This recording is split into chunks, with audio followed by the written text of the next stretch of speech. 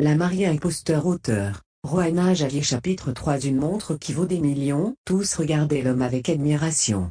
Il avait un charme fou. Les yeux de Jocelyn se sont illuminés. Elle a deviné que le bel homme était l'un des deux frères aînés d'Ethan. La famille Lesté était parmi les familles les plus influentes de la ville. De plus, Ethan était un fils illégitime. Jocelyn était persuadé qu'il n'était pas comparable aux membres nobles de la famille. L'homme devant elle était charmant et royal, elle a donc pensé qu'il devait être l'héritier légal de la famille. Sa prestance et son charme ont suscité sa surprise et son enthousiasme. Elle se disait que Steve était un bel homme, mais comparé à l'homme en face d'elle, Steve était incontestablement du genre bas de gamme. Jocelyn s'est approché et a salué l'homme. « Es-tu le frère d'Ethan ?» Rien que le regarder dans les yeux l'a fait rougir. « Eh bien, la famille du marié est en train de venir. Je te prie de t'asseoir. Le mariage ne commencera pas avant un moment. » Elle avait même eu envie de lui demander son numéro de téléphone, mais à cause de l'occasion, elle n'a pas osé être aussi audacieuse. L'homme n'a pas sourcillé. Il l'a ignoré et est allé directement à Janet. Le visage de Jocelyn a brûlé d'embarras. Sa timidité et son excitation ont disparu en un instant. Elle a regagné son siège avec colère. Ses yeux se sont agrandis d'horreur lorsqu'elle a vu le bel homme prendre place à côté de Janet. C'est alors qu'elle a réalisé qu'il n'était autre que le marié, Ethan. Jocelyn a secoué la tête en signe d'incrédulité. Ethan était si beau.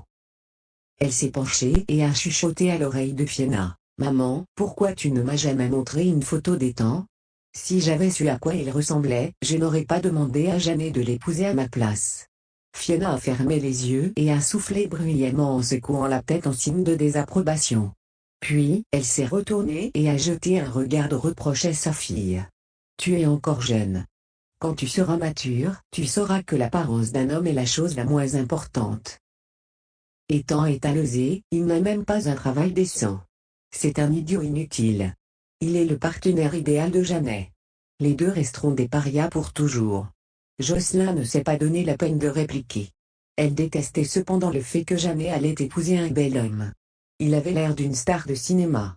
Ethan s'est approché de Janet et a scruté son visage. « Je suis en retard parce que j'ai dû m'occuper d'affaires personnelles, » a-t-il dit platement, en se grattant les sourcils. Cela n'a pas d'importance. Janet s'en fichait. Elle était contente de savoir que Ethan était un bel homme. Au moins, il y avait quelque chose de bien chez lui. Juste au moment où elle s'est retournée, son regard s'est posé sur la montre Patek Philippe à son poignet, éblouissante sous la lumière du soleil. Bien qu'elle ne soit pas riche, elle connaissait la valeur de cette montre. Elle a reconnu au premier coup d'œil que la montre valait des millions de dollars. Ses sourcils se sont levés en signe de surprise. Tout le monde lui avait dit qu'Ethan était un homme pauvre et modeste. C'était la raison pour laquelle il voulait que Janet l'épouse. Comment pouvait-il se permettre une montre aussi chère alors ?